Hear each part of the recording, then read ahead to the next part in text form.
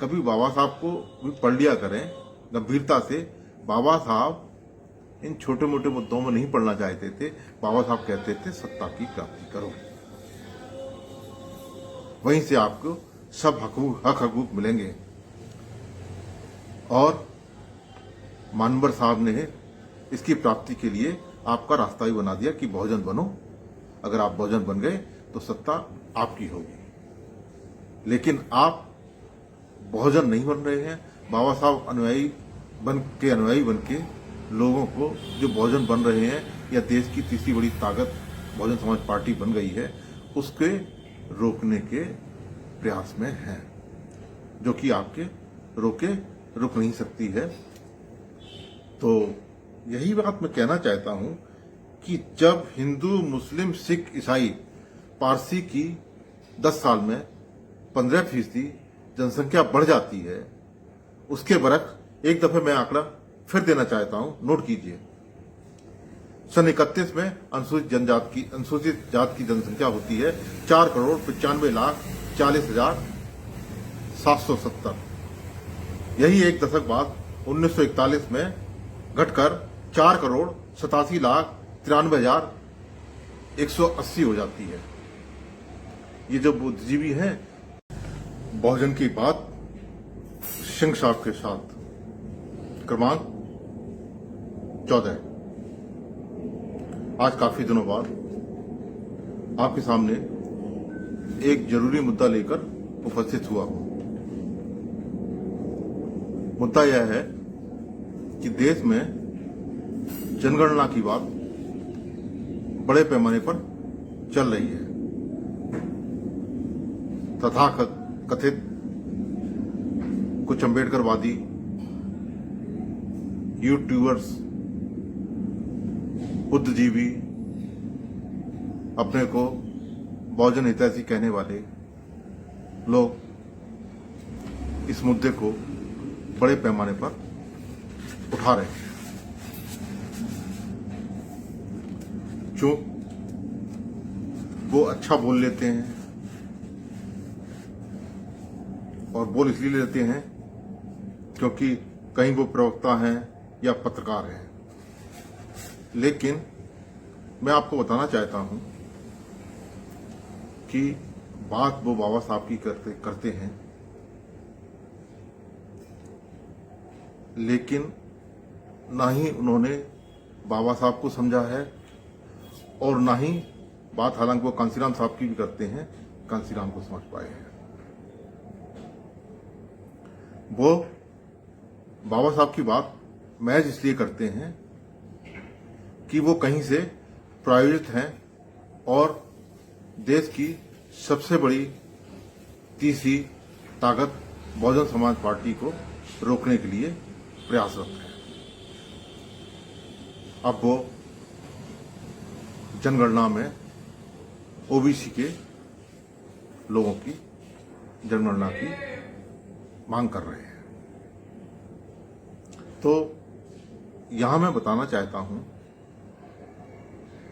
कि वो ओबीसी के बड़े हितैषी साबित होना चाहते हैं, लेकिन इस मुल्क में अगर आंकड़ों का सबसे बड़ा कोई विशेषज्ञ हुआ है तो वो हुए हैं मानवर कांसीराम साहब। ये लोग बाबा साहब की बात करते हैं, तो यहां मैं बाबा साहब की राइटिंग एंड स्पीचेस से ही आपको उदाहरण देना चाहूंगा कि जब ब्रिटिश पीरियड में 1931 में जनगणना होती है, तो उस समय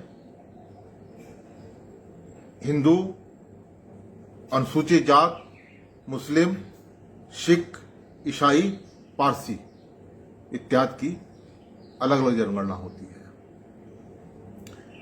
इसमें 1931 में जो अनुसूचित जात की संख्या होती है वो होती है 4,95,40,770। गौर कीजिए। और एक दशक बाद जो पुनः जनगणना 1941 में होती है, उसमें अनुसूचित जात की जनसंख्या घटकर 4,87,93,180 रह जाती है। बाबा साहब कहते हैं क्या ये संभव है?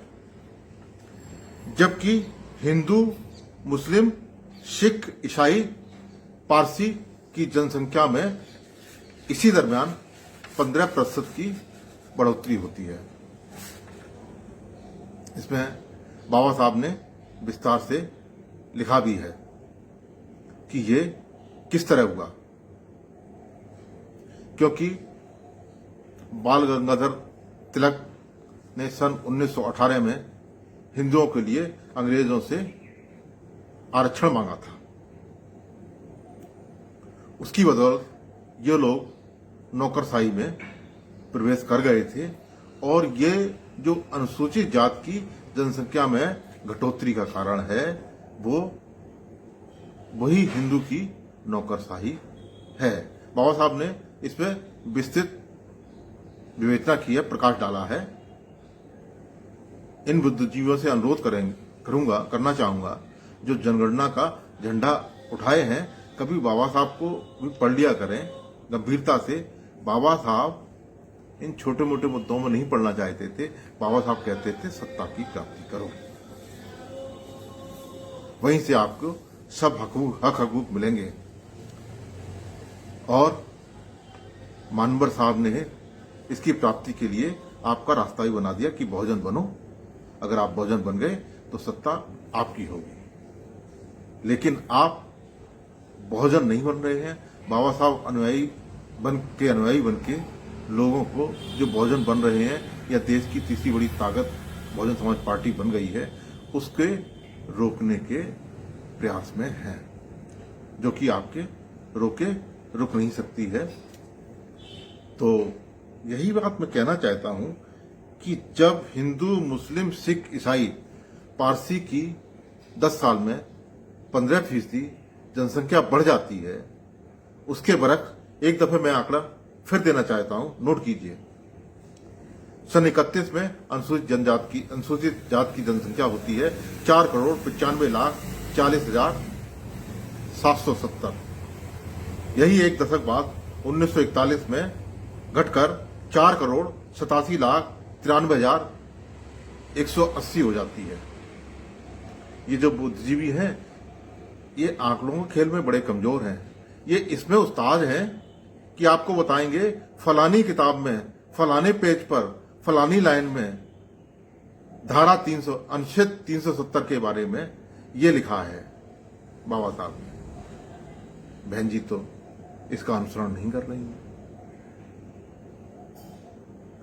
लेकिन ये आपको नहीं बताएंगे कि जब ब्रिटिश पीरियड में आपकी अनुसूचित जात की जनसंख्या घटा दी जाती है, तो ये तो हिंदुओं का राज्य है, तो ओबीसी को इनसे उम्मीद करनी चाहिए। इसलिए जो मानवर कांसीराम साहब कहते थे, बाबा साहब कहते थे, सत्ता पे कब्जा कीजिए।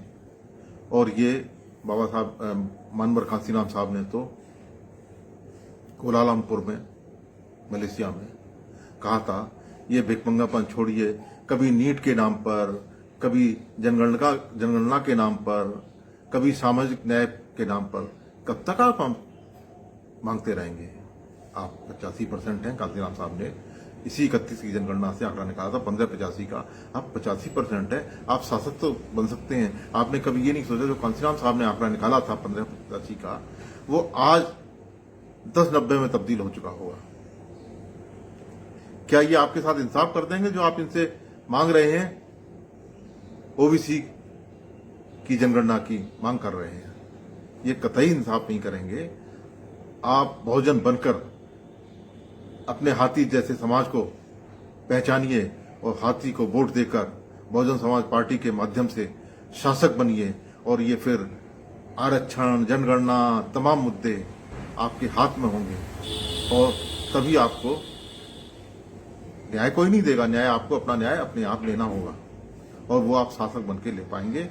और देश की बहुजन समाज पार्टी राष्ट्रीय स्तर पर 30 नंबर की पार्टी बन चुकी है। अब तो बड़ा आसान है, लेकिन आप दूसरों के हाथों में खेल रहे हैं तो आपको ये समझ में नहीं आएगा लिहाजा मेरा बहुजन समाज से अनुरोध है कि वो इस बात को शिद्दत से महसूस करे और आने वाले चुनावों में बहुजन समाज पार्टी को वोट देकर बहुजन समाज पार्टी को, बहन जी को शासक बनाए। इसी के साथ मैं अपनी बात समाप्त करता हूं, आपसे रजा लेता हूं। जय भीम, जय बहुजन, जय बसपा।